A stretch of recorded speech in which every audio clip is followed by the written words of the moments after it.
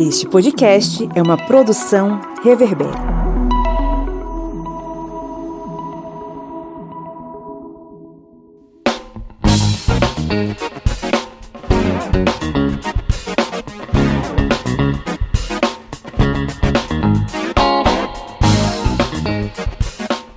Olá, ouvintes! Está no ar mais um episódio do seu podcast sobre as ciências humanas. É o podcast do Historiante, o seu podcast comprometido com a luta contra o fascismo, comprometido com a luta em defesa da democracia. Eu sou o Pablo Magalhães e estou aqui acompanhado pelos meus companheiros de guerra, o senhor Felipe Bonsanto. Bom dia, boa tarde, boa noite. Que bom falar aos ouvidinhos de vocês novamente. Tudo bem por aí? Tudo certinho? Só quero avisar que esse final de semana sai episódio novo do Jukebox e a gente vai dar um gostinho para você que é nosso ouvinte e ainda não é nosso apoiador. Escuta só um trechinho do episódio especial que sai esse final de semana e depois desse episódio, vai lá, se inscreve, seja nosso apoiador para garantir esse conteúdo e vários outros.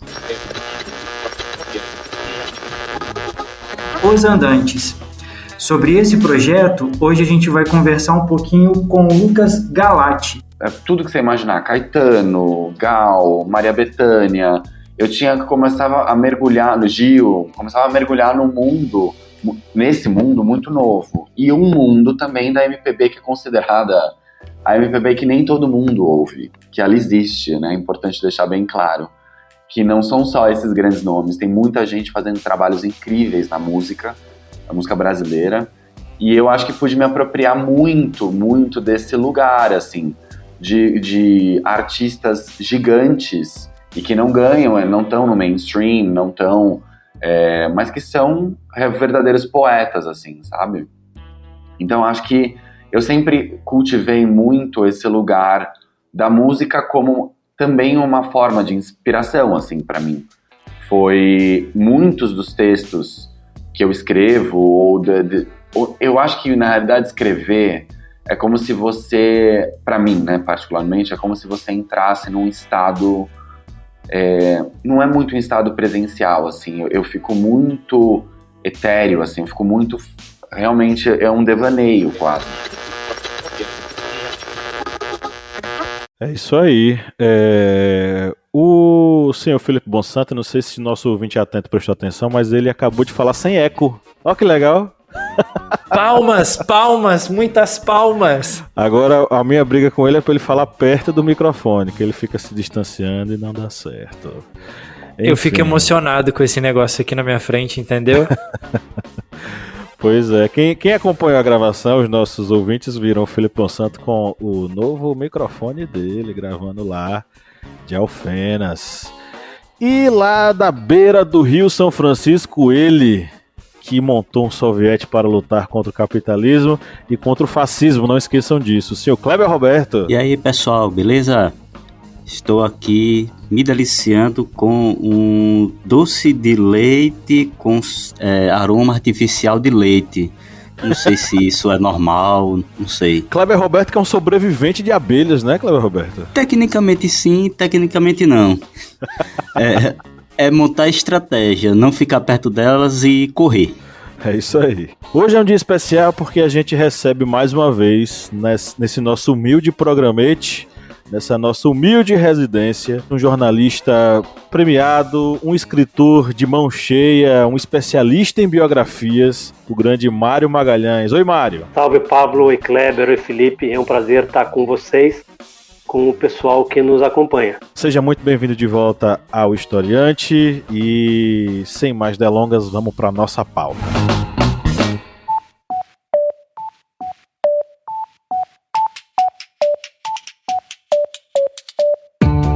Me diga uma coisa, Lídia Verônica, qual é o melhor lugar para ouvir podcasts? O melhor lugar para ouvir podcast, pra mim, é na cama. Mas pra todo mundo, é É o Orelo, com certeza. Além de tudo, o Orelo nos remunera. Cada clique seu ajuda o nosso projeto a crescer. Então quer dizer que só de a pessoa ouvir, dar o play lá nos episódios, isso já nos ajuda? Nem precisa a pessoa pagar? Exatamente. Se você não pode ou não tem interesse em ser um apoiador, mas acha o nosso projeto legal, vai lá no Orelo e dá essa força pra gente.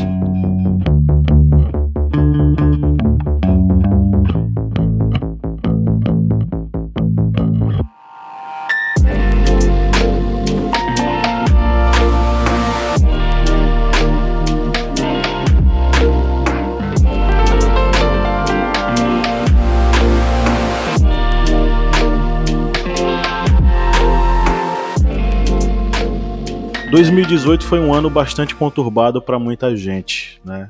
Foi um ano em que muita coisa aconteceu e eu acho que o Brasil virou ao avesso em diversos sentidos, né? Mas principalmente uma convulsão política e social profunda que conduziu ao poder, conduziu à cadeira presidencial, um indivíduo que em condições normais de jogo não teria vaga no time de ninguém. Mas está lá ele como titular e ocupando um dos cargos mais importantes do país. A minha primeira pergunta é justamente a seguinte, né? Você escreveu uma biografia de 2018 como se 2018 fosse, né, um indivíduo, e ao longo dos capítulos a gente acompanha uma série de fatos que não necessariamente se interligam, mas que no final a gente consegue ter um panorama geral do que foi o 2018. Mário, o que te levou a escrever sobre o ano de 2018 e você consegue enxergar algum paralelo ou 2022 é um ano completamente diferente de 2018? Bom, são muitas questões, né, Pablo? Vamos começar pela última. Quem não entende o Brasil de 2018 não entende o Brasil de 2022. Do início ao fim, o ano de 2018 e suas sequelas se manifestam no Brasil de 2022 e vão se manifestar por décadas ou para sempre. Dou um exemplo: o estrago feito no Pantanal, na floresta amazônica, pela política de destruição de recursos naturais do governo Bolsonaro, talvez isso nunca tenha volta, né? 2022, das manifestações de 2018, manifestações, quando eu digo, quer dizer, o enredo de 2018, ele continua. Eu dou um exemplo, né? No meu livro sobre Lutas e Lágrimas, uma biografia de 2018, já falo porque eu uso a expressão biografia, né? História de vida. O ano 2000, o primeiro capítulo, depois do prólogo, ele se chama Sintomas da Doença. Ele se passa em janeiro de 2018 e eu conto a seguinte história. Um monte de gente em todo o Brasil se mobilizou com paus e pedras para matar macacos, supondo que os macacos transmitiam febre amarela. Você sabe, os macacos não transmitem febre amarela. Eles são, na verdade, um grande aliado do ser humano, porque ao adoecer de febre amarela, eles avisam que a doença está circulando, a transmissão está ocorrendo. E as pessoas matavam os macacos, numa celebração de brutalidade e ignorância. Uma síntese de palavras que eu fui buscar no filme argentino O Cidadão Ilustre, e no livro eu explico por quê. Nesse mesmo janeiro de 2018, milhões e milhões de pessoas se recusaram a tomar vacina contra a febre amarela, achando que, em vez de salvar a vida, a vacina matava. Ou seja, acreditando em crendices, mentiras bem orquestradas e que levaram muita gente a não se vacinar. Esse ambiente de janeiro de 2018, ele vai prevalecer em largos estratos da sociedade brasileira, porque os arautos da ignorância e da brutalidade de 2018, simplesmente, por conta dos acontecimentos daquele ano, em 2019 chegaram ao poder. Então, esses mesmos caçadores de macacos e esses mesmos criminosos que espalhavam que a vacina matava, quando na verdade ela preservava a vida, eles estão no poder central. E aí, quando vem a epidemia da Covid, isso é uma desgraça, né? Um dos países do mundo que tem a maior, tem das maiores relações morte por população. Quantas vidas não poderiam ter sido salvas no Brasil se as políticas públicas não tivessem sido conduzidas por esses comensais da morte? Um exemplo claro, né? A gente pode passar horas conversando sobre essa minha convicção de que quem não entende 2018 não vai entender 2022, inclusive sobre a campanha eleitoral, a eleição, as ameaças e tudo que se desenvolve em torno da sorte do país nesse ano em curso. Para não me alongar demais, eu vou direto, passo a tratar. Por que eu chamo o meu livro de uma biografia? Biografia é, literalmente, história de vida, né? E é por encarar 2018 como um ano personagem. Quem lança esse conceito é o jornalista e escritor Zuenir Ventura, que em 1988 lançou um livro clássico chamado 1968, o ano que não terminou.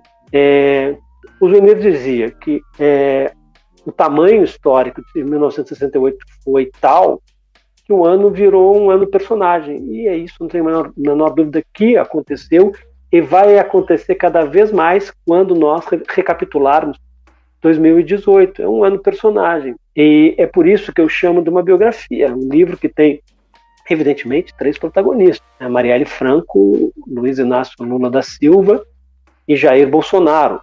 Estão associadas a eles as datas marcantes do ano, né? O 14 de março, quando a Marielle e o Anderson foram assassinados, o 7 de abril, quando o Lula foi preso, e o 28 de outubro, quando o Bolsonaro foi eleito no segundo turno, podendo acrescentar, se quiser, a facada do 6 de setembro.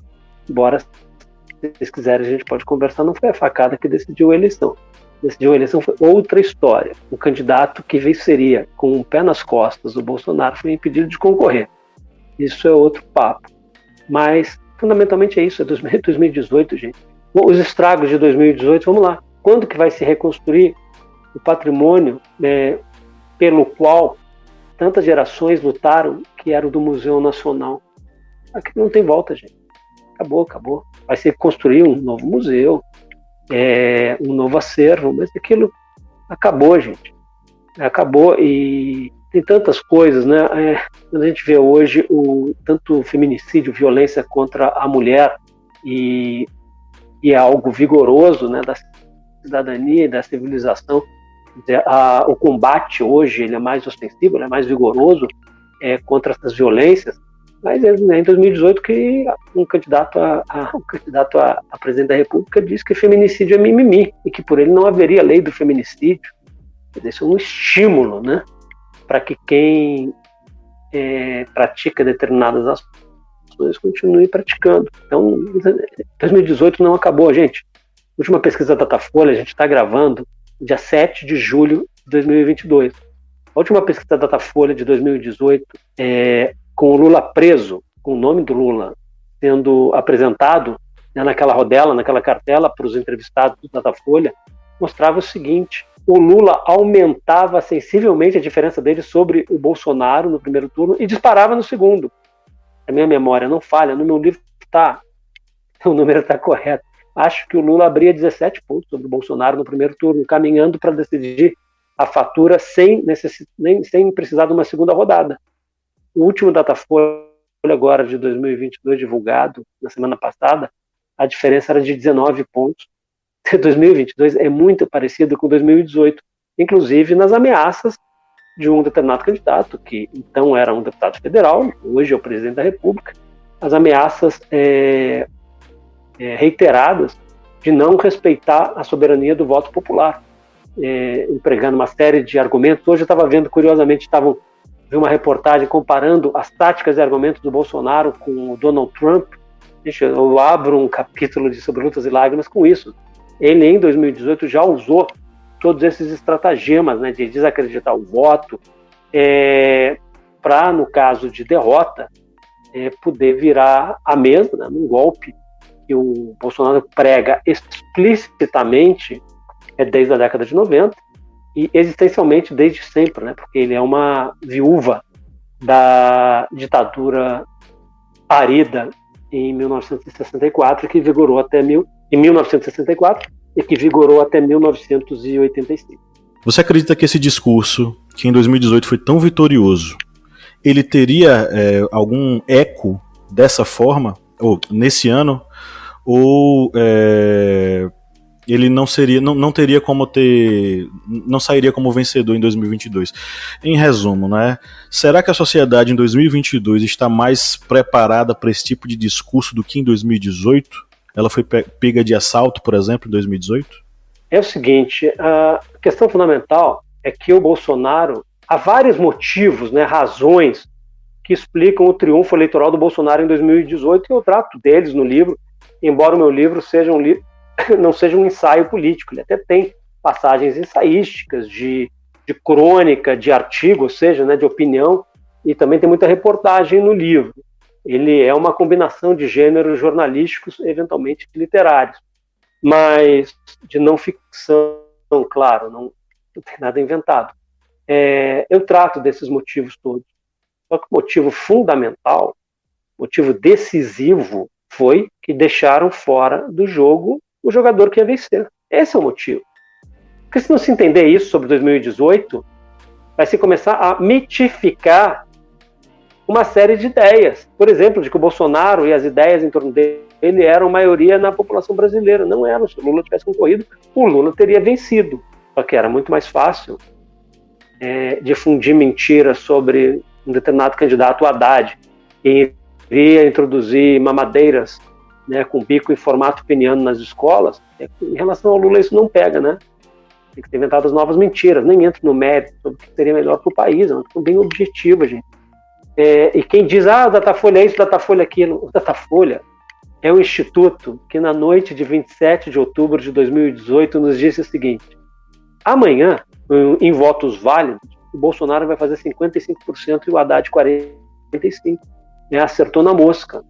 Esses valores em torno do Bolsonaro, que foram numerosos, quer dizer, né, isso tem a ver com dificuldades dele para perpetrar um golpe em 2022, diante de uma derrota eleitoral, essa altura do campeonato provável. O Bolsonaro, ele é apoiado desde o início de 2018 pelo agronegócio, o segmento empresarial mais pujante do Brasil hoje. Em meados do ano, o mercado financeiro já está com ele, a elite financeira do país. E logo depois, ele vai ter o varejo e vai ter, por incrível que pareça, a indústria, já se sabendo que o ministro da Fazenda, ou da Economia, depois no governo Bolsonaro seria um banqueiro, alguém vinculado umbilicalmente ao mercado financeiro e avesso à produção, à indústria, também embarcaram junto com o Bolsonaro. O Bolsonaro foi favorecido pela cobertura e segmentos expressivos do jornalismo brasileiro fizeram da Operação Lava Jato.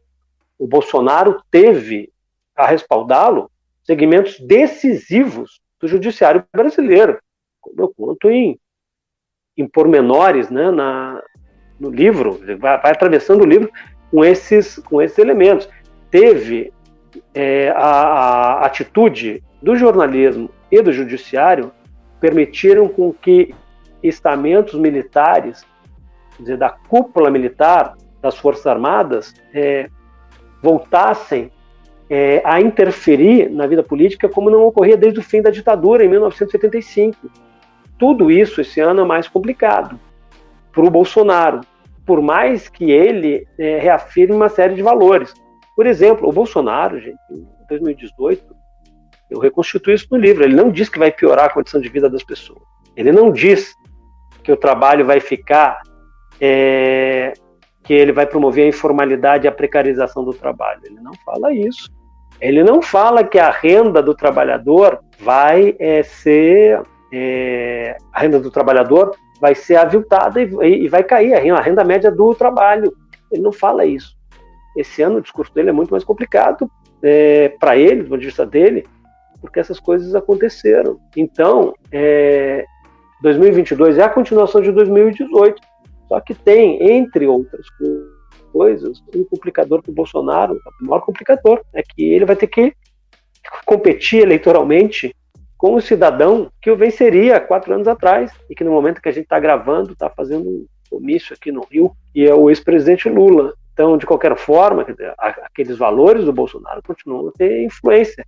A gente sempre tiveram na sociedade brasileira, a extrema-direita não é uma novidade de 2018, né? Não é a novidade de 2013, 2016.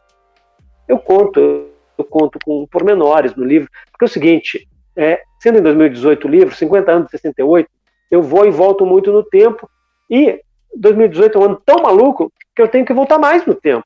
Por exemplo, eu volto à década de 1930, em que hoje, vistos de hoje, são figuras caricaturais, os galinhas verdes, né?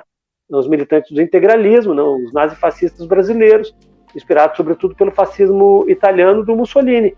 Muito bem, essas caricaturas, gente, eles influenciavam milhões e milhões de brasileiras e de brasileiros e tinham centenas de milhares de filiados. Eles eram muito influentes.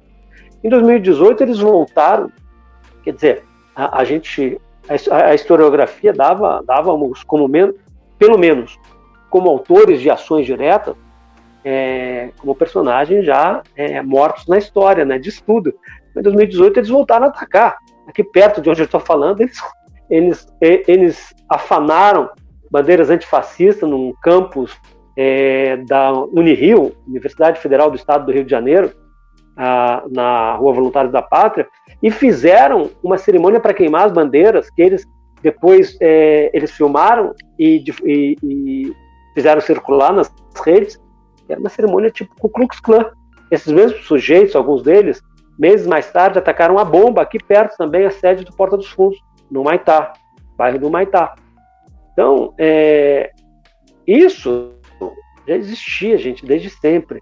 As pessoas se perguntam, há umas curiosidades. Em 1955, eleição presidencial, o ex-integralista Plínio Salgado concorreu à presidência da República. Ele já não era nada, praticamente, perto da influência que ele tinha tido na década de 30. Mas esse cidadão, gente, fez quase 10% dos votos. No Paraná, ele fez 25% dos votos. Não, uma novidade histórica, não, esse extremismo de direita. E o Bolsonaro também acabou sendo o desaguador de uma série de segmentos sociais e políticos que queriam a derrota do PT, por mais que os governos petistas tenham sido generosos, por exemplo, para os bancos, né? No governo do presidente Lula bateram recordes consecutivos de lucro. Então, quer dizer, a gente tem muita coisa de 2018, mas as tensões permanecem, mas há uma série de especificidades. Talvez, assim, sabe, quando eu paro para pensar, né, em 2018, qual é a maior sequela de 2018? Eu acho que é a desesperança, porque é tanta tristeza, tanto baque, tanto que eu tomo cuidado, de 4 em 4, 5 em 5 capítulos do livro, eu tenho um capítulo humorístico para rir, né? Um sobre a Ursal, outro sobre a Copa do Mundo. A Copa do Mundo é tragicômico, né? O Brasil não é só uma tragédia, o Brasil é uma tragicomédia, para, quer dizer, dar um respiro pro leitor. O livro se chama Sobre Lutas e Lágrimas. Ele é escrito do ponto de vista de quem lutou pela civilização contra a barbárie e perdeu. Por exemplo, tem um capítulo sobre a pessoa que, na minha opinião, cantava a esperança de dias melhores com mais comoção, né, vigor naquele ano, que era Elza Soares, né? Lançou em 2018 o álbum dela, Deus é Mulher. Mas o acumulado de 2018 é de muita desesperança, uma paulada em cima da outra. E esse é realmente um dos maiores males que podem abater um povo em qualquer época, em qualquer lugar, né? Conto, quem lê o livro sabe, no segundo turno, como eu disse, sugeri, foi no dia 28 de outubro de 2018, domingo, 27, 26, 25, 24, na noite de 23 de outubro, houve o último comício do Fernando Haddad no Rio de Janeiro. Deve ter sido o maior comício do Haddad na campanha. No mesmo lugar onde tinha havido meses antes o Festival Lula Livre, sob os arcos da Lapa, né, da Lapa Carioca. E havia nesse comício uma jovem chamada Ana. Eu conto, ela tinha 27 anos, era vestibulanda. E ainda falo, em vez de ficar estudando para o vestibular, foi para o comício do Haddad. E no meio do comício chegam as informações sobre o Jornal Nacional, que tinha dado a nova pesquisa Ibope. E o Ibope dizia que há poucos dias da eleição tinha diminuído a diferença entre o Bolsonaro e o Haddad. Foi aquela massa, né, pró-Haddad vibrando e tal. E a Ana suspirou fundo e falou: eu estou com esperança. E isso é um perigo. É um ano de muitas desesperanças, né, de muitas frustrações, muitas derrotas. que deixa tantas marcas que sempre eu vejo assim, hoje em dia, né, esperanças de que dias melhores virão. Eu sempre me lembro da frase da Ana, isso é um perigo, né? Você falou sobre a extrema-direita, não é? Tem um capítulo interessante no livro, que é sobre a ascensão da extrema-direita. E essa extrema-direita no Brasil, ela se aproveitou que aquele 2018 estava realmente um caos. Tinha os problemas econômicos, a decomposição social, como é citado no livro. A política sofria uma desmoralização e a extrema-direita se aproveitou disso. Ainda tem também a questão da violência, ou seja, eram muitos problemas em um momento, fazendo aquele chamado a tempestade, como dizem, a tempestade perfeita. Em um ano só, tantos problemas. Mas eu pergunto o seguinte, você acredita que essa ascensão política da extrema-direita, que conseguiu alçar um presidente, no caso Bolsonaro, poderia ter sido evitada naquele momento, em 2018, ou era algo irremediável devido à situação com que o Brasil passava naquele momento?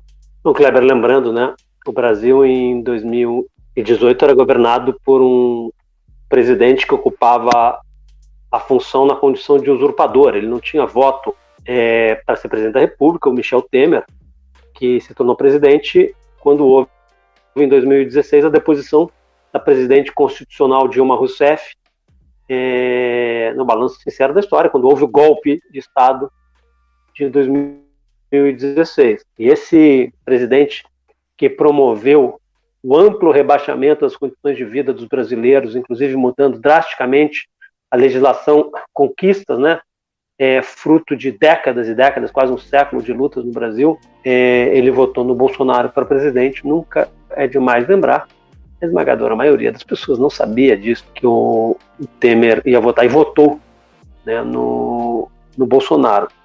É óbvio que quando a gente tem, em 2018 não surge do nada. Em 2013, eu acompanho as polêmicas apaixonadas sobre 2013, é o seguinte, ninguém vai me convencer que milhões de pessoas saíram de casa para reivindicar menos democracia, saíram para reivindicar mais democracia.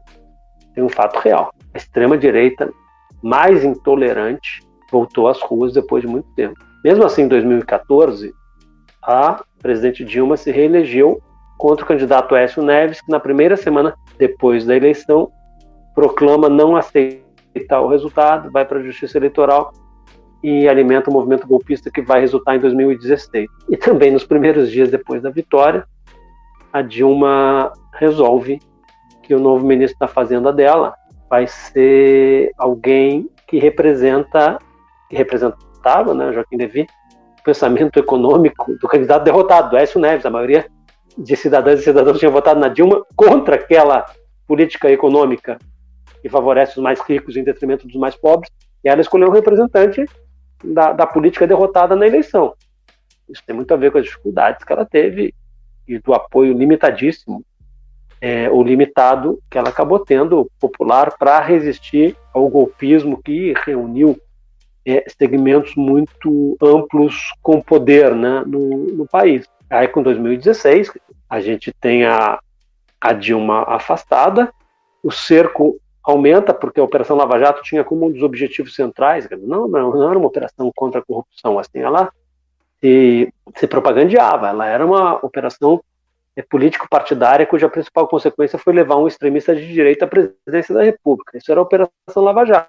Em 2018, o Lula é tirado do páreo, sem um processo do triplex, e assim que poderia, desde os anos anteriores, quando os defensores da democracia, partidários da civilização contra a barbárie, poderiam ter tido outras atitudes, e poderia também, se não fossem tantos os segmentos unidos para afastar o Lula da eleição. O Lula ganharia do Bolsonaro. Quantidade de gente que se diz defensor da democracia e preferiu o Bolsonaro ao Haddad, preferia muito mais ainda ao Lula, impressiona. Poderia ter sido diferente, mas não foi, porque tiraram da eleição o candidato que venceria. Foi isso que aconteceu. E é isso que nessa correlação de forças política, histórica, o Bolsonaro não conseguiu em 2022. Mudança em relação a 2018. Mas as ações do Bolsonaro continuam muito semelhantes a 2018. E é óbvio também que, por conta do desenvolvimento das lutas sociais e políticas, o judiciário, que foi decisivo para afastar o Lula da eleição, em 2022, pelo contrário, né, assegurou, em decisões que vêm já de anos anteriores, assegurou a presença do ex-presidente na eleição. É claro que poderia ter sido diferente, mas não foi. A questão é, em 2022, como continuação de 2018, quando o Lula iria ganhar a eleição, mesmo preso, se o Lula ganhar, vai se colocar toda uma batalha histórica, né, para garantir o respeito à soberania do voto popular, né, da vontade popular. E é isso que estava em jogo em 2018, quando não se... Estava em jogo em 2018 e está em 2022. É o seguinte, quando se fala democracia brasileira, que democracia? A democracia é o governo do povo, né? É o governo do povo para o povo. Se é o governo do povo, o povo tem que ter a prerrogativa de escolher os seus governantes. Isso é um procedimento elementar de qualquer democracia. Em 2018, a maioria do povo brasileiro votaria num candidato que foi impedido de concorrer. É democrático o país, num país onde as coisas acontecem assim, o que não quer dizer que pode ser muito pior do que está, né? Como diria o deputado Tiririca, e às vezes ele mesmo, a expressão disso, sempre pode piorar.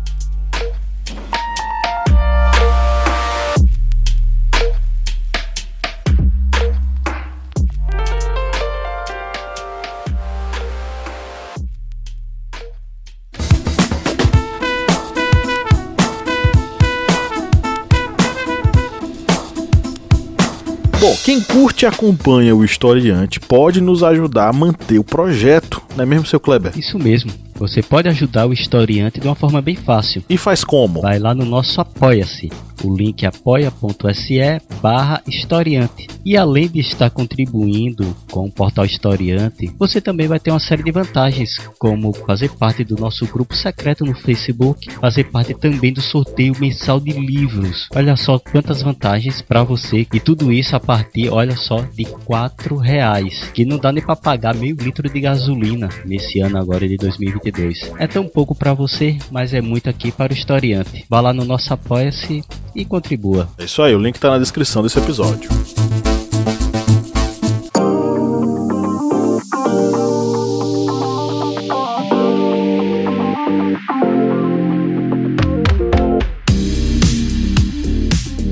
Mário, ainda continuando um pouquinho nessa questão da política de 2018, na prisão do Lula, enfim, no começo do livro você cita um pouco como as democracias morrem e cita ali um pouquinho os pesos e contrapesos que é citado no livro e compara um pouco com o Brasil.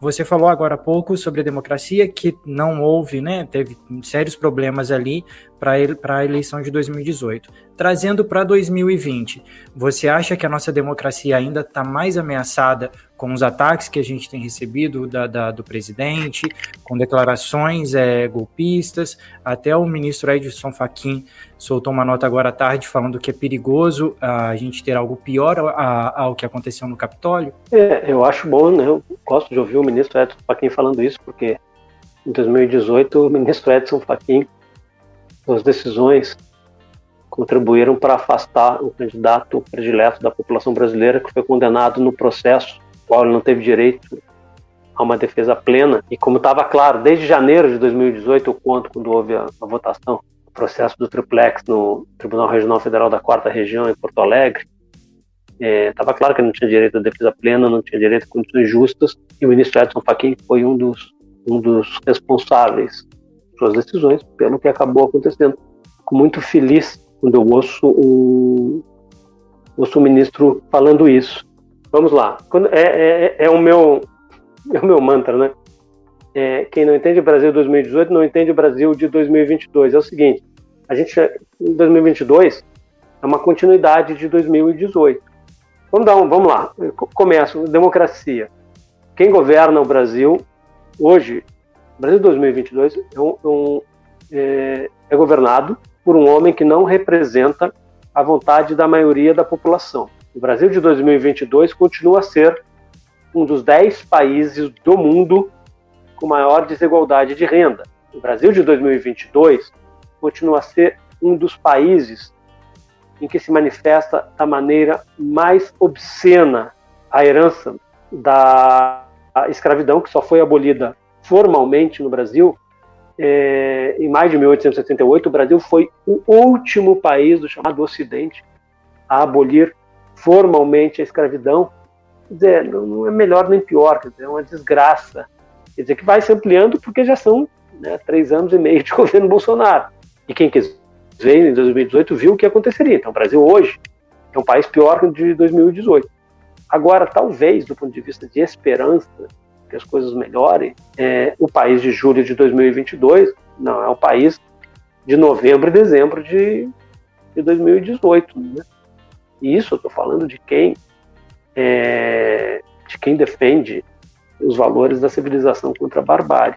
Gente, o impacto do afastamento do Lula em 2018 foi tamanho. Sabem que nessa pesquisa da Datafolha, de fim de agosto, quase 4 anos atrás, um dos melhores desempenhos do Lula no Sudeste era no Rio, em particular na região da Baixada Fluminense, na região de trabalhadores, na região popular. E com a saída do Lula, a migração do grosso dos votos da Baixada e também do Estado, Bolsonaro fez 2/3 dos votos aqui no Rio de Janeiro.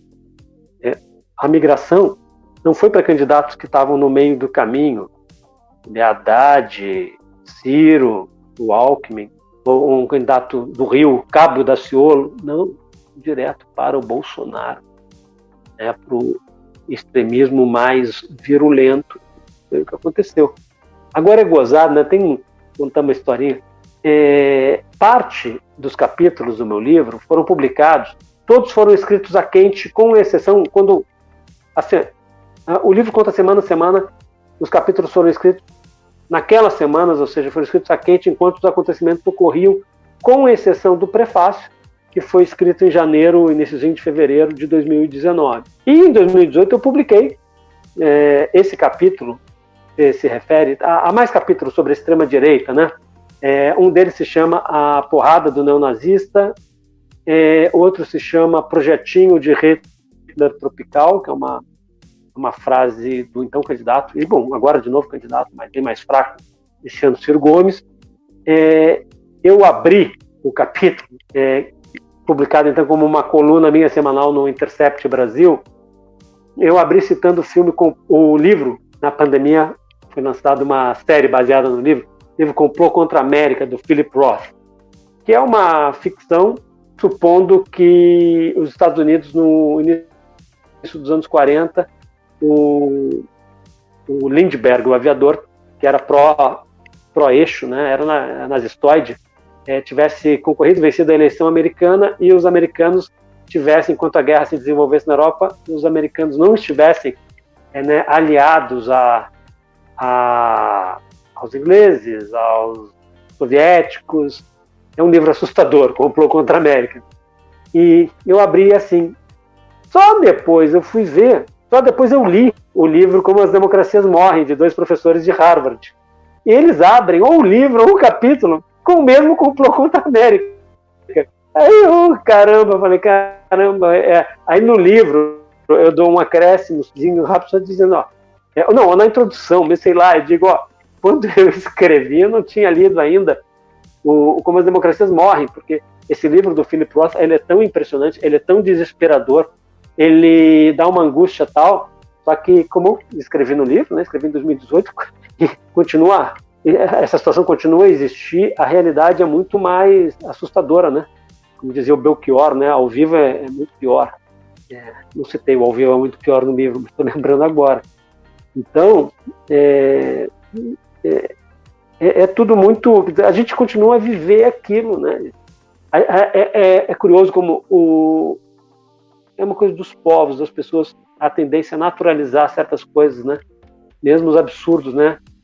É isso, gente. O Bolsonaro, ele é o presidente da República. Falando em nome dos militares, Logo ele que foi qualificado pelo ditador general Ernesto Geisel, né, o penúltimo dos ditadores, que governou de 74 a 79, foi qualificado como um mau militar, né, por conta dos planos de explosão de unidades militares em campanha para o aumento dos salários, né, do soldo, planos que levaram o então capitão Jair Bolsonaro a ser réu, né, no Superior Tribunal Militar. Aliás, ao contrário do que se fala por aí, o Bolsonaro nunca foi expulso do Exército. Seria um ponto a favor do Exército. A despeito de tantas provas, o Exército recusou a expulsar o Bolsonaro.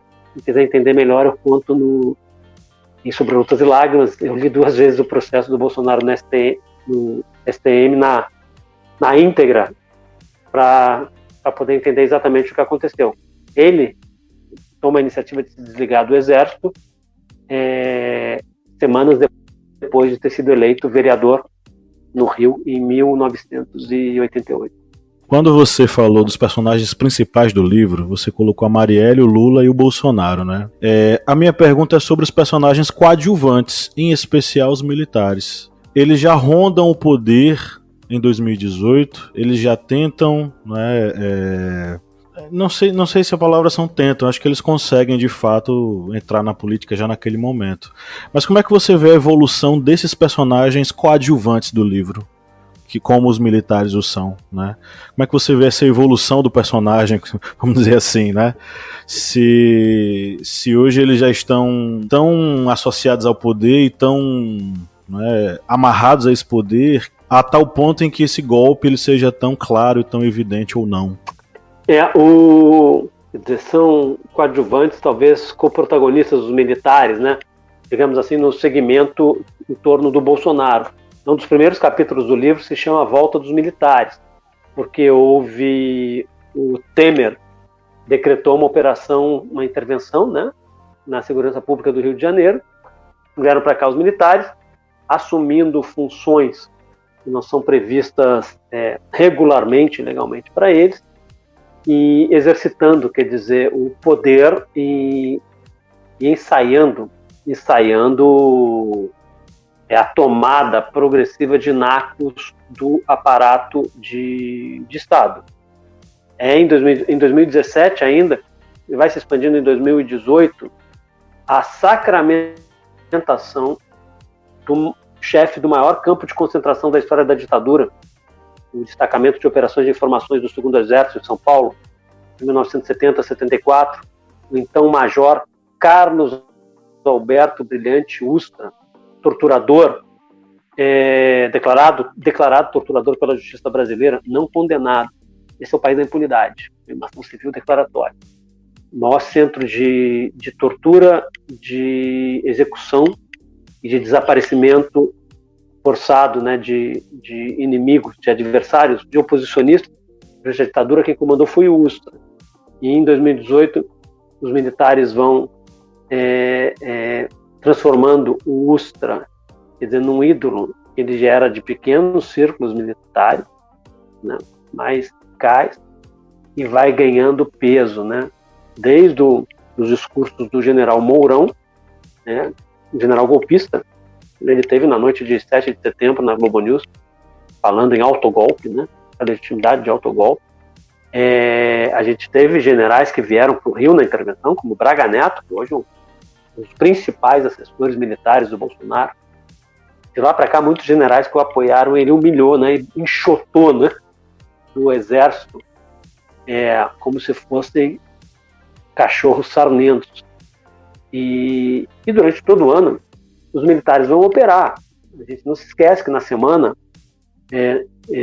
que resultou, na semana em que o Lula foi preso, no sábado, 7 de abril, a gente não esquece aquela nota do então comandante do Exército, o general Vilas Boas, lida pelo Jornal Nacional, fazendo uma ameaça absolutamente contra as regras da Constituição, fazendo uma ameaça ao Supremo Tribunal Federal em relação à votação que ia ter de um habeas corpus do Lula, e os membros a maioria dos membros do Supremo se curvou gentilmente a despeito de discursos de alguns muito valentes, se curvaram, né, de modo pusilânime às pressões militares, e a gente vê hoje isso, né, uma quantidade de militares no serviço público, em cargos de chefia, que a gente não via desde os tempos da ditadura. Mas é isso, os militares eles vão atravessando 2018 buscando cada vez mais poder, né? Na noite da vitória do Bolsonaro, eu conto isso no livro, né? Quando ele faz um pequeno pronunciamento do lado de fora do condomínio dele, onde ele vivia, na Barra da Tijuca, o mesmo condomínio onde vivia o matador da Marielle. Isso em 2018 não se sabia. A gente vê uma faixa lá exaltando o Ustra. Imagina se alguém chega na Alemanha hoje exaltando o Goering, Himmler. Imagina se alguém chega com uma faixa dessa na Argentina, sabe, exaltando o general Videla, sabe, o almirante Maceira, sabe, são criminosos de guerra, um criminoso. E é isso, né? Isso que representa. Esse é o mundo real. Quando a gente vê a polícia entrando em comunidades e matando pessoas pobres, né? Sentindo a vontade para dar tiro para tudo que é lado, até matar criança. Gente, é uma infâmia a expressão bala perdida. Não existe bala perdida. A expressão bala perdida, ela omite a autoria. Há autores de mortos, né? Isso tem a ver com a pregação do exemplo vindo do governo federal. Muita gente dizia, não, o Bolsonaro não vai fazer as coisas que ele defende. Não vai fazer. Basta ver hoje a quantidade de armas que se espalharam pelo Brasil. Até um ex-ministro que pegou uma cana agora, outro dia, deixou uma arma disparar no aeroporto de Brasília. Né, uma coisa, obviamente, o cidadão não tem domínio para andar com uma arma daquela. Desde quando a gente vê os episódios de racismo nesse país, ora, um candidato chegou em 2018 e se referiu ao peso de pessoas negras usando arroba. Arroba é medida de pesagem de gado. Eu tenho um capítulo do livro que mostra como nem todo bolsonarista é nazista, mas todos os neonazistas eram bolsonaristas em 2018. Aí eu explico, né, isso, inclusive as declarações históricas do Bolsonaro sobre o Hitler e sobre o nazismo. E depois não sabem, porque tinha um alucinado chefe da cultura do governo que vai reproduzir discursos de próceres do nazismo, do Terceiro Reich. Aliás, essa coisa do nazismo, é isso, a nossa tragédia, ela tem toques de comédia, é tragicomédia. Perguntaram em 2018, por isso que o título de um capítulo é a porrada do neonazista, inventaram, né, a extrema-direita brasileira, para se safar do que o nazismo fez, tem uma parte negacionista, diz que não aconteceu o Holocausto. Outra diz, não, o nazismo era um regime e uma ideologia de esquerda. Como eu sempre lembro, né, eles eram meio barbeiros, porque a Wehrmacht errou o caminho e atacou a União Soviética, né, e não o governo do Franco na Espanha. Que eles já tinham apoiado, como se sabe, né? Por exemplo, o massacre de Guernica foi feito com aviação alemã, né? Pintado pelo Picasso. Mas, bom, se espalhou, esses segmentos de direita espalharam que o nazismo era uma ideologia, tinha sido uma ideologia, um regime de esquerda. Aí uma repórter, acho que da BBC, o livro está certinho, foi entrevistar um alemão, um professor da PUC do Rio, e perguntou, professor, essa invenção aí de nazismo de esquerda, isso está ocorrendo no mundo inteiro? Aí o alemão falou para ela, não, isso só acontece no Brasil. Se alguém tiver alguma dúvida, eu proponho uma ação bem simplesinha. Pega, embarca, vai lá na Alemanha, chega numa manifestação neonazista, olha para o sujeito e diz, você é de esquerda, para ver a porrada que não vai levar na cara, né? É isso. Que a nossa tragicomédia, né? 2018 é essa tragicomédia, porque 2018 é o resultado de vários afluentes que resultam num rio devastador, né? E é isso, o Brasil de 2022 é isso, a continuação de 2018. Mário, começamos essa fala, essa última, falando de coadjuvantes naquele 2018. E eu vou citar um, que agora eu acho que não se tornou mais nem coadjuvante, ele agora é um figurante. Sérgio Moro. Tem um capítulo falando sobre Moro, o presidente Moro. Então eu pergunto, você acredita que realmente Sérgio Moro ele teria condições de se eleger presidente na última eleição? Se tivesse, ele teria se candidatado, né? Hoje a situação dele está difícil até para concorrer a síndico de prédio. Esse capítulo ele foi escrito e foi publicado na época, em fevereiro de 2018. Eu faço uma recapitulação do que existia até então. Olha, gente, não tinha ainda prisão do Lula, não tinha ainda o Sérgio Moro saindo de férias para operar um lobby de revogação de uma decisão de um juiz de segunda instância que tinha mandado libertar o Lula, não tinha nada disso. Eu faço um balanço da ação dele e digo, olha, isso aqui não é um magistrado, né? Não é atitude de magistrado, isso é de um operador político. Se ele quer ter um operador político, ele que se candidate. Óbvio que ele não se candidatou. Agora, o Moro tem um peso, e ele está no livro inteiro, um peso evidente, mas não foi só o Moro, né, minha gente? Hoje a gente vê, no dia da liberdade de imprensa, em 2022, nós vimos o ministro Luiz Fux bravamente fazendo um discurso muito bonito pela liberdade de imprensa. Agora vamos lá, vamos ver claro que isso está no meu livro. Quem foi o ministro do Supremo que, violando a liberdade de imprensa, proibiu a repórter Mônica Bergamo, da Folha de São Paulo, de entrevistar na cadeia, Superintendência da Polícia Federal de Curitiba, o preso Luiz Inácio Lula da Silva? E como eu conto no livro, eu dou uma lista enorme. Nunca houve problema para isso, desde que o preso aceite receber o entrevistador. Quem foi? Foi o ministro Fux. Vocês sabem que a campanha do Haddad, também conto no livro, no segundo turno, ela tinha grande dificuldade de pegar, estava muito estratificado. Pesquisas internas qualitativas mostraram que só tinha um anúncio que começou a fazer efeito e mudar voto, que era um anúncio em que ex-presas políticas contavam como foram torturadas pelo Ustra durante a ditadura. O Ustra, ídolo do Bolsonaro. O que aconteceu com essa propaganda eleitoral? Ela foi proibida por um ministro de corte superior, cujo nome eu não me lembro agora, está no livro, ministro do TSE, mas oriundo do STJ, não do STF. Então, quando eu vejo, quer dizer, certos personagens, volta a 2018, o Moro hoje é do tamanho que ele devia ter historicamente. O Moro foi, quer dizer, ele serviu como operador para interesses muito maiores. Um dia, talvez, gerações futuras, quando certos documentos forem desclassificados no Brasil e em outros países, seja possível entender melhor qual foi a articulação do Moro. Mas eu não vou ficar especulando e não faço isso no livro. Mas estava claro o que era a Operação Lava Jato, o que era a ação em curso para impedir o candidato líder das pesquisas de participar da eleição, quando, no julgamento em segunda instância do processo do Triplex, o Moro havia condenado o ex-presidente Lula e 3 juízes do Tribunal Regional Federal da 4ª Região foram apreciar os recursos. Bom, os juízes se apresentam como desembargadores, só apresentam desembargadores federais. Quem entra na Constituição, põe lá, desembargador, só existe de Estado, de Tribunal de Justiça. Tudo bem, certamente os juízes de segunda instância são chamados de desembargadores por alguma norma e tal, que eu desconheço, mas muito bem, esses juízes de segunda instância, eles foram votar, aumentaram inclusive a pena do Lula, confirmaram a sentença de primeira instância do Sérgio Moro e foram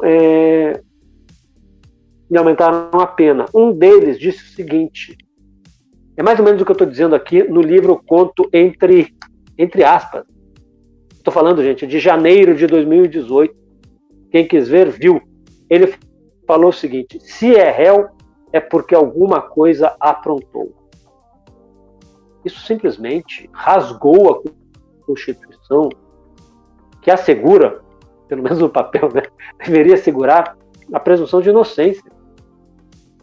E cria a situação mais excêntrica e alucinada que é a seguinte: em nenhum lugar do mundo, em nenhum período da história, um inocente foi julgado. Por quê? Se é réu é porque aprontou alguma, então nunca existiram inocentes. Para que julgar? Se é acusado, está condenado. Óbvio que o Moro foi essencial.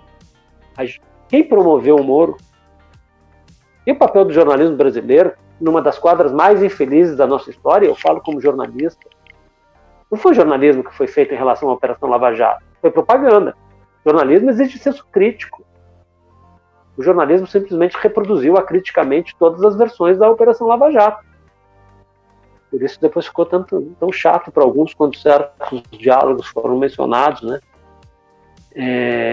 A gente teve jornalistas que se deixaram fotografar celebrando em Porto Alegre a decisão do TRF4 contra o Lula, sobre a qual eu acabei de falar, celebrando como foram importantes para aquele desfecho. O Lula não teve direito a um julgamento justo. Para isso, o Moro foi essencial. E gente, primeiro turno, o Moro, dias antes da eleição, liberou a delação premiada do Antônio Palocci. Diga-se, contra o Lula, nada disso se confirmou na história. A única coisa que se confirmou foram as provas que o próprio Palocci apresentou de que ele era corrupto. Palocci, tremendo ladrão, ministro da Fazenda do Lula no primeiro governo do Lula, um grande herói de parte do jornalismo brasileiro, ladrão, confesso, que não impede de ter hoje um patrimônio considerável. Não, o Moro divulgou, e depois, para completar a obra, quer dizer, o moço não é muito dado a sutilezas, né? Ele aceitou ser ministro do Bolsonaro. E eu tenho uma divergência com quem diz que o Moro é uma versão mais civilizada do Bolsonaro. Na minha opinião, o Moro está no mínimo tão à direita quanto o Bolsonaro, talvez mais. Porque, eu dou um exemplo, o Moro, ministro da Justiça, o Bolsonaro duvidou publicamente, difamou a jornalista Miriam Leitão, dizendo que era mentira que ela tinha sido torturada durante a ditadura. Para o Moro é ministro da Justiça. O Ministério da Justiça tem documentos são disponíveis aos historiadores também, que permitem assegurar que a Miriam foi sim torturada. Ela era uma oposicionista, uma militante que lutava contra a ditadura. E ele calou, quem cala consente, junto com o Bolsonaro, um extremista de direita, cujas ambições eram demais para as capacidades dele, até porque enquanto ele foi útil para muita gente, era mais fácil, né?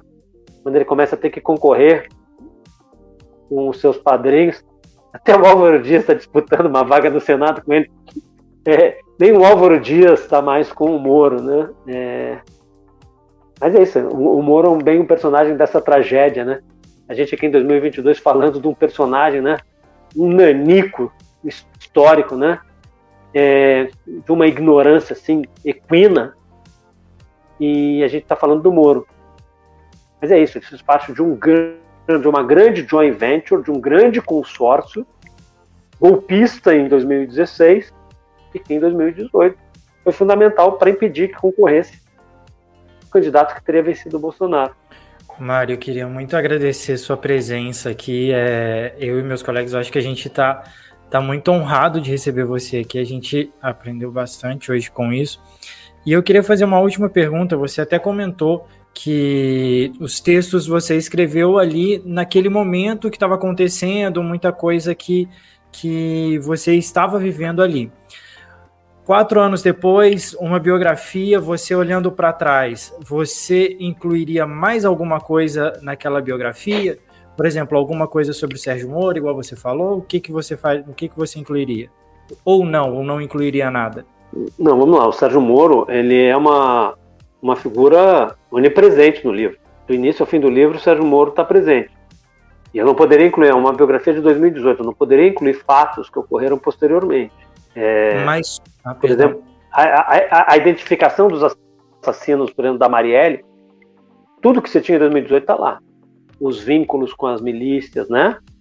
Família Bolsonaro, não estou acusando aqui para esclarecer no caso de cooperação judicial, mas as relações da família Bolsonaro com o miliciano, as lutas da Marielle, a maneira como a imprensa tentou desidratar os valores que ela cultivava, né, e as ações que ela empreendia, diminuindo a agenda da Marielle, porque a Marielle era uma tremenda mulher, né? A Marielle incomodava, né?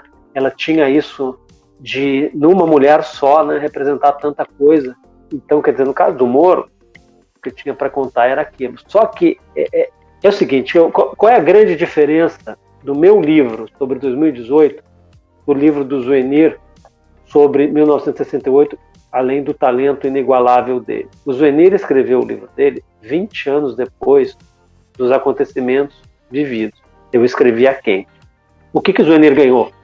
Isso que você falou agora, tempo para maturar certas compreensões e para identificar, eventualmente, fatos e personagens cuja relevância, né, não parecia tão clara durante os eventos que estão no livro, e para diminuir o tamanho de certas figuras que em 68 pareciam tão grandes e que, no balanço da história, diminuíram de tamanho. Então é óbvio que se eu escrevesse 20 anos depois de 2018 o meu livro, seria um livro completamente diferente. Ao escrever a Quente, eu perco na profundidade da análise, é óbvio. Um livro 20 anos depois é outro livro. E talvez eu ganhe em punch, em pegada, em emoção, sabe? Quando eu escrevo essa coisa, não é uma lembrança de 20 anos a manifestação de 15 de março no Rio de Janeiro, seguramente com mais de 100 mil pessoas. Tem personagens que estavam na manifestação dos 100 mil de 68, que estão na manifestação do dia seguinte às mortes da Marielle e do Anderson. Aquilo é escrita quente, né? Aquilo tem um sangue pulsando que 20 anos depois, por mais que tecnicamente eu pudesse, quer dizer, lograr uma narrativa fervilhante, não é a mesma coisa. O livro, ao ser feito ali a quente, ele perde em alguns aspectos, mas em compensação ele ganha em outros aspectos. E é uma coisa curiosa, né? O Zuenir, o livro do Zuenir, sobre 68, ele se concentra no Rio, que é onde o Zuenir morava, né? O Zuenir é mineiro, morava no Rio, e as grandes manifestações contra a ditadura de 68 foram no Rio, fundamentalmente estudantis, né? A partir da morte do estudante Edson Luiz, no 28 de março de 68. As grandes greves foram em São Paulo e Minas. E o meu livro também se concentra no Rio. Por acaso, é onde eu moro, mas é onde a Marielle nasceu, se criou, lutou e foi morta. É onde o Bolsonaro fez a carreira política. Os filhos do Bolsonaro falam como carioca. Um é formado na Faculdade Nacional de Direito da UFRJ, Eduardo Bolsonaro. Um é vereador na Câmara aqui. O outro, Flávio, que tinha lá uma loja da Copenhagen, né? Conhecido Flávio da Assembleia Legislativa do Rio, né? Grande amigo do Queiroz. Eles estão do Rio. E as maiores manifestações de defesa do Lula em 2018 ocorreram no Rio. Lula foi preso no sábado 7 de abril, na segunda-feira anterior ele discursou no Circo Voador. E o Festival Lula Livre, no meio do ano, o grande Festival Lula Livre, com dezenas de milhares de pessoas superlotando a Lapa, foi no Rio. Aliás, eu abro o capítulo A Volta da Censura com esse festival, por uma série de coincidências históricas. Não foi o Bolsonaro que inventou a censura, com censura cultural, e de vários outros aspectos, ela recrudesce com o Bolsonaro. Mas o primeiro impulso foi no governo Temer, que era tão insensado, né, por brasileiros e brasileiras ditos bem pensantes. Mas é isso, quer dizer, ali muita gente, daqui a 20 anos, né, daqui a 16 anos a gente vai achar, não tinha aquele tamanho. E outros a gente vai ver, poxa, é pequeno aqui, e ganhou um peso histórico. Só que é o seguinte, o ano é um ano. Vamos lá, quem se lembra... Isso, gente, foi fechando aqui, uma grande dúvida, das grandes dúvidas editoriais. Eu mantinha o capítulo do Dr. Bumbum ou tirava? Qual a importância histórica do Dr. Bumbum? Zero, né? Zero. Só que é o seguinte, o capítulo do Dr. Bumbum é um capítulo sobre a hipocrisia. Faça o que eu digo, não faça o que eu faço. O Dr. Bumbum dizia o seguinte: nunca consulte um médico sem conhecer o seu histórico e tal. Gente, quem fosse procurar o histórico do Dr. Bumbum não encontraria um histórico, sim uma ficha corrida. O Dr. Bumbum é aquele sujeito que em casa fazia intervenções cirúrgicas e uma pessoa morreu depois de fazer uma cirurgia estética com ele, morreu horas depois no hospital. Então eu deixei. Outro exemplo, no Carnaval, Luciano Huck. Por que eu deixei? Porque o Luciano Huck representa, também tem a ver com hipocrisia, aquela figura pública que diz que nunca teve militância política, o que é o novo. Aí eu faço ali uma pesquisa, eu mergulho na história do Luciano Huck, viajando o país com Aécio Neves, José Serra, um tucano, né, de 4 costados, não diminui nada, a discussão não é, no livro não faz discussão se é bom ou ruim ser tucano, petista, pedetista, o que for. A discussão que eu faço é a seguinte: o cara não é novo, não é novidade, né? Mas essa história, se a gente começar todo ano, a gente vai conversar e vai ver, olha, alguém merecia algum fato mais espaço, alguém merecia menos. Tem coisas óbvias, né? No Museu Nacional é um capítulo, na Copa do Mundo é outro capítulo, a paralisação dos caminhoneiros é outro capítulo. Aliás, as chantagens dos caminhoneiros, e se vier aí um governo Lula, é bom se aprender. Eu abro com as experiências históricas no Brasil e no Chile de greves com intuito político para botar o poder na parede, né? Gente, a história é algo fascinante, né? Agora, se o Brasil de 2022, sendo a continuação de 2018, é um país pior, a gente fecha 2018, volto a dizer, né, os defensores da civilização, das luzes, contra o obscurantismo, a gente fecha com muita desesperança, né? Em 2022, volta e meia, vem a esperança. Fechando, eu dou um exemplo, né? De 2018 para cá, poxa, um grande ano, né? Inesquecível. 2019 foi um ano do Flamengo. Depois, muita desgraça e tal, mas agora, né, estamos recuperando a esperança. 7-1, né? Enfiamos ontem, e é meio uma metáfora do Brasil, né? As esperanças vão voltando. Agora, basta ver, gente, todas as estatísticas sociais, econômicas, de como o país hoje é um país pior. E um país com centenas de milhares de vidas que poderiam ter sido poupadas, óbvio que não todo mundo, mas 600 mil, muita gente, e que não foram, né? Mas é isso. Mário, muito obrigado pela sua presença aqui no Historiante. É a segunda, né? Espero que seja a segunda de muitas outras. A casa é sua, é pequenininha, mas é sua, tá? E pra gente é sempre uma alegria, é sempre um aprendizado muito bacana, é sempre um papo muito informativo. Eu tenho certeza que os nossos ouvintes sempre adoram você por aqui. Muito obrigado, viu, Mário? Prazer é meu de estar aqui de novo com você. Valeu, até a próxima, pessoal. Valeu, tchau, tchau. Tchau, abração. Um abraço.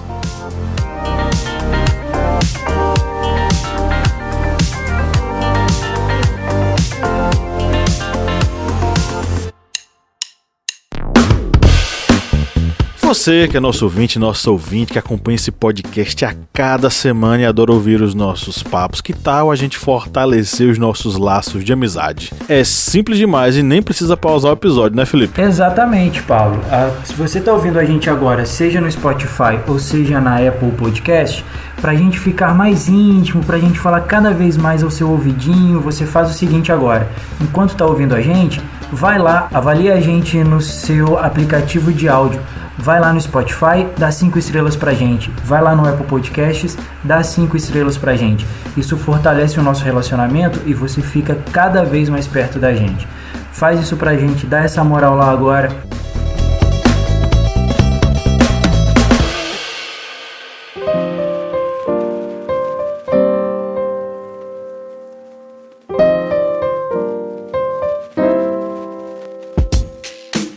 Então é isso, chegamos na nossa área de indicações, que é uma curadoria feita especialmente para vocês, nossos ouvintes, com o oferecimento de quem? Deles, nossos e nossas queridos e queridas apoiadores e apoiadoras, né, Kleber Roberto? Isso mesmo, essa área aqui, que o pessoal gosta muito do que nós recomendamos aqui, tanto de músicas, livros, séries, filmes, e nós vamos dedicar essa nossa área aqui de dicas para os seguintes apoiadores. Vamos mandar aqui um abraço afetuoso e mandar um copo de leite bem quente, mas café tá caro, leite tá caro, eu não sei mais o que... Um copo de composto lácteo. Pronto, um copo de composto lácteo com aroma artificial de leite. Não sei se é bom, mas brincadeiras à parte, mandamos aqui um agradecimento aqui aos apoiadores, um abraço a todos e um abraço especial para Poliana Siqueira, que é apoiadora nossa lá na Aurelo. Você pode ser um apoiador na Aurelo e ouvir também os nossos podcasts secretos através desse aplicativo super fácil e simples de ser utilizado. Vamos mandar também um abraço aqui para Eduardo dos Santos Silva e vamos mandar também um outro abraço afetuoso aqui para Ronivon Barros da Cunha Júnior. E Ronivon, gente, ele indicou aqui um tema para a nossa minipédia sobre a revolta do quebra-quilos e a gente fez a pesquisa, gravamos e tá um episódio excelente. Eu pensei que o Kleber ia falar que a gente quebrou os quilos. Ele pediu pra gente fazer um episódio sobre a revolta dos quebra-quilos e a gente quebrou os quilos. Não, a gente não quebra quilo porque tô olhando pra minha barriga aqui. Só se for de revolta por subir na balança e ver que eu tô engordando. Mas ele, como apoiador, fez aqui a dica e fizemos essa minipédia, que é também uma das vantagens de ser um apoiador historiante. Vá lá no nosso Apoia-se, o link é apoia.se/historiante. É isso aí. Bom, vamos para as nossas indicações, né? Eu vou dar uma sugerida aqui num livro que eu adquiri recentemente. É um livro da editora Contexto. Eles são nossos parceiros, mas não mandaram esse livro pra gente, tá? Fui eu que comprei mesmo.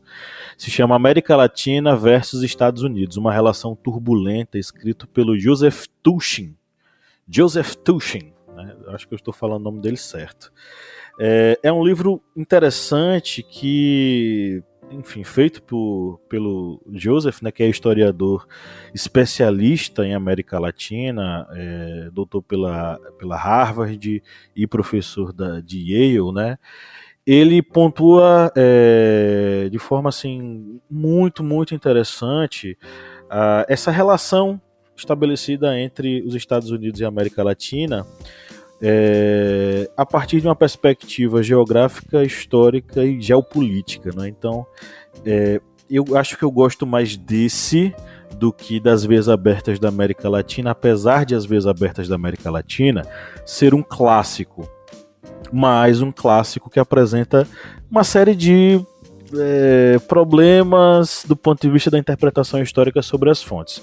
Então eu acho que depois de ler As Veias Abertas da América Latina, eu acho que os nossos ouvintes, boa parte deles ouviu, eu sugiro a leitura de América Latina versus Estados Unidos para entender essa relação turbulenta que se estabeleceu entre os países latino-americanos e a política imperialista norte-americana, estadunidense, né, e os estragos que ela causou aqui e em diversos outros lugares.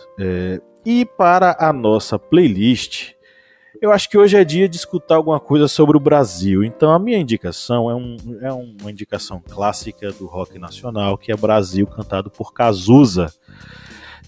Eu acho que ali está uma série de elementos da sociedade brasileira dos anos 80 e 90, contexto onde a música foi lançada, mas que necessariamente é um revival de trás para frente, porque ali está a sociedade brasileira dos anos 2020, com certeza, né? Com um agravante, que nós temos o fascismo no poder. Eu acho que é isso. E aí, galera, o que vocês têm para sugerir? Bom, eu vou fazer minha indicação aqui já de uma vez. Essa semana foi lançado na HBO Max um documentário que é muito interessante. Eu fui até pro Twitter para brigar, porque eu recebo uma newsletter onde me informam os lançamentos da semana e não tinha saído ainda. Fui pro Twitter brigar com a HBO Max porque não estava no catálogo. A gente recebeu aqui o Mário Magalhães e ele é um jornalista renomado que tenta viver a imprensa livre no Brasil, né? Hoje a gente tem muita dificuldade quanto a isso e a gente só tem uma democracia saudável se a gente tiver uma imprensa livre que possa trabalhar e possa investigar, fazer o real trabalho dela, né? E a HBO Max fez um documentário chamado Em Perigo, que é o título em português, em inglês está Endangered, que conta a história de 4 jornalistas desde 2019 até os dias atuais, falando um pouquinho das dificuldades que tem sido de ser jornalista e de fazer parte da imprensa, né? Eles pegam os fatos como a invasão do Capitólio nos Estados Unidos, pegam um movimento feminista no México e conta uma boa parte da história da Patrícia Campos Mello, a jornalista da Folha de São Paulo, que foi ofendida pelo presidente e que ganhou uma ação contra ele na justiça há pouco tempo. E eles tratam esse documentário muito interessante, mostrando a importância da imprensa livre no mundo, né? E a importância dela para uma democracia saudável. Tá bem interessante esse documentário, eu recomendo ele fortemente. Em Perigo, o título em português, ou para quem quiser, Endangered em inglês na HBO Max. E sobre música, eu fiz uma viagem há pouco tempo e conheci algumas pessoas e me indicaram uma banda que é sensacional, gostei bastante dela, é uma banda carioca chamada Eu Effecto, e tem uma música deles que é muito interessante chamada Café, que conta a história de um casal em Paris tomando um café e, em contrapartida, conta a história de pessoas que trabalham de maneira análoga à escravidão na colheita do café aqui no Brasil. É uma música muito pertinente, eu acho que ela fala muito sobre o que a gente consome, sobre como a gente consome e sobre a forma de trabalho que a gente tem hoje, não só no Brasil, mas como no mundo, né? A música chama Café, do Eu Effecto. Bem, a minha dica que eu vou deixar aqui vai ser um HQ, que é uma HQ com um tema bem pesado, que é a HQ Notas de um Tempo Silenciado, que essa HQ, que é de Robson Vilauba, ela vem trazendo detalhes sobre a ditadura militar. Ela vai trabalhar a partir de memórias individuais, coletivas, como sobreviver àquela longa noite que foi a ditadura militar no Brasil. Tem um traço bem marcante, tem cenas que vão mostrar questões voltadas à tortura, algo que, para pessoas que têm, digamos, uma sensibilidade maior, até infelizmente não é aconselhado, mas para quem deseja ir atrás e saber um pouco mais através de um HQ sobre esse terrível período que foi a ditadura militar no Brasil, está aí uma dica. E como música, vou deixar 2 músicas aqui, uma delas é de Raul Seixas, O Dia em que a Terra Parou, e outra vai ser do Engenheiros do Havaí, A Perigo. Lembrando que o vocalista Humberto Gessinger estava até sendo atacado aí porque no show começaram a gritar fora Bolsonaro e ele fez o L.